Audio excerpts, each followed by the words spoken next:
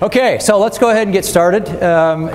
By virtue of having looked at the agenda for the day, you should know that my name is Tim Autrey, and what I'm going to talk about is thinking differently about this whole thing we call human performance. Now, what my task is at the end of the day today is to kind of tie together some of the pieces of some of the brilliant things we've already heard so far today.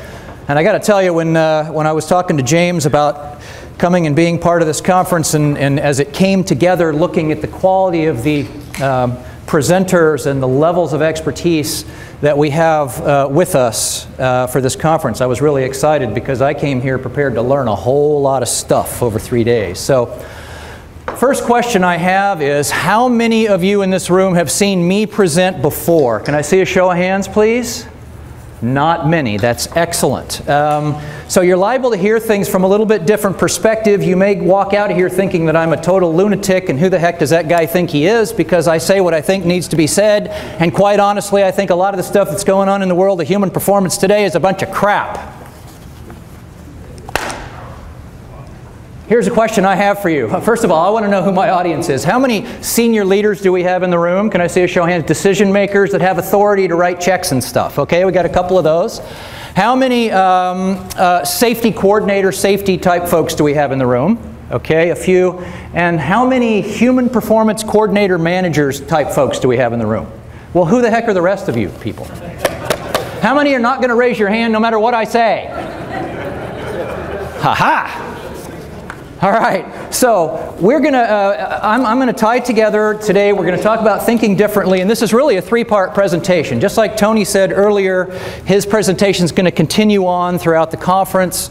This is the first piece, this is kind of part one. So if you take a look at the handout, you'll see that we have the workshop session, and you'll see some nice fill-in-the-blank stuff there, and you turn over a few pages to page 7. There's the Thursday AM session, and then the last few pages are the Thursday PM session. So this all fits together. Now, you may be asking, well, what about the poor souls that did not come to this workshop? Well, the heck with them. They weren't in here, right? No, that's not true. I'm going to rely on all of you to give them all the answers to all the questions they're going to have on the fill-in-the-blanks for their handouts. Will you be willing to do that?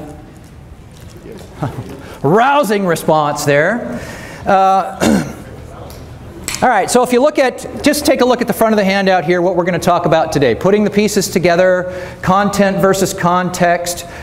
I'm going to talk about learning from a little bit different perspective than you may have heard it before.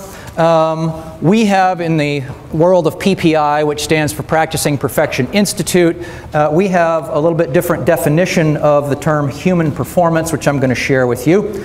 We're going to talk about what your most valuable commodity is, because I would, let me ask a question here.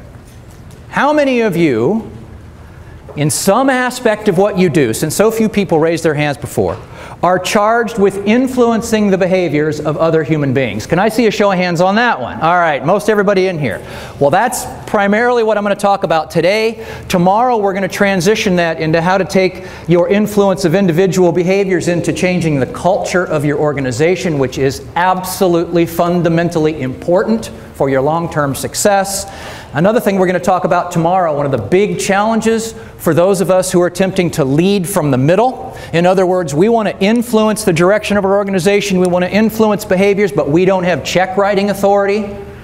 I'm going to talk about how to actually calculate return on investment for human performance efforts, because quite honestly, the senior guys, what are they primarily interested in?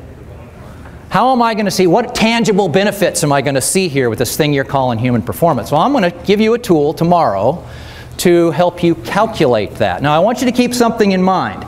Now, I know we have a lot of brilliant people in this room here, and I don't know most of you, but what I can tell you, in this corner right up here are 5 of the most brilliant minds in the world of, at the front end, human error reduction on the planet, right here in this corner. So these folks are out there doing it. I know this is new to a lot of you. We have, I don't know how many untold years of experience if we add them all up in this corner. I mean, you can tell this guy right here with the white hair, he's been doing this for a long, long time. So anyway, if you just, I'm going to formally introduce them on Thursday, but if you just happen to capture their, see what they look like, and if you have questions, they can answer questions better than I can. So. All right, so you'll notice here also we're going to talk about a new paradigm, a new way of looking at things, and then I'm going to teach you what we call the individual performance model. Now, if you hang in here with me, we're going to start this at about 4 o'clock, so it's going to be the last hour of the day. I am going to teach you how to get any other human being to do anything you want them to do. Seriously, am I telling the truth, Darren? Darren's been through this training before. He knows. Is anybody interested in knowing how to get another human being to do anything you want them to do? All right, well, that's what we're going to talk about for the last hour, and then we're going to wrap that up to make it really simple with something we call primary performance needs. Now, one of the things that I'm really big on is the difference between content and context. Can anybody tell me what's the difference between those two things? Content and context. Anybody? Don't everybody speak at once. No ideas? All right, well, let me just ask this question then. What is content? It's stuff. It's what's in it, right? However you want to call it. So then what is context? Okay, it's what's around it. It's the outside. It could be considered the container or whatever. Well, I have a metaphor that I like to use for content and context, and I'm just going to use this right here, this glass of water. Now, you can all see this, right? And even in the back of the room, you can tell there's some water in this glass. Can you tell that? Okay? So in this little metaphor here, the water would represent what? Content or context? Content. Therefore, the glass would represent my context, right? Now, I can take some more content. For example, I can put a little bit more water into this cup, right? Or into this glass. I can put a little bit more water into this glass. What happens if I keep attempting to put water into this glass? Well, it makes a big old mess down there, doesn't it? And I'm not used to doing this with a coat on, and I got water all over myself too. How about that? The whole point is the amount of content that you can handle is absolutely 100% limited by the size of your what? Context. Now, that is absolutely 100% true for each and every one of us as individuals. The amount of content you can handle is absolutely 100% limited by the size of your context.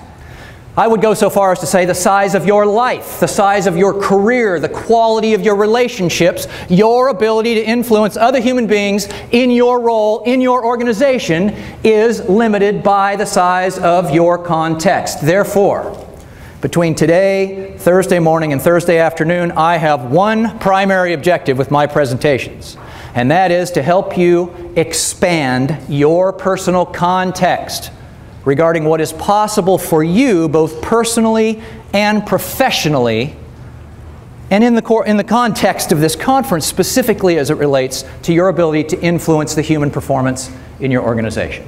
Okay? So that's what this is all about. We've gotten a whole lot of content here so far today, and I will be referring back to some of that. Pardon me for just a second. I will be referring back to some of that as we work our way through some of these slides here. All right, now, this is all about thinking different. Here's the reason this is important to think different. A little bit more background on me. I was in the commercial nuclear power industry for about 20 years. Most of that 20-year career was spent in different aspects of performance improvement, whether it was managing corrective action programs, teaching operators how to operate the plant, running human performance improvement initiatives, whatever it was. 20 years of experience, and since then we founded the Practicing Perfection Institute, which we had our 7-year anniversary in February. In those 7 years, we've worked with organizations all over the world, well over 10,000 people, and I can tell you something, the average worker on the front line could absolutely care less about human performance.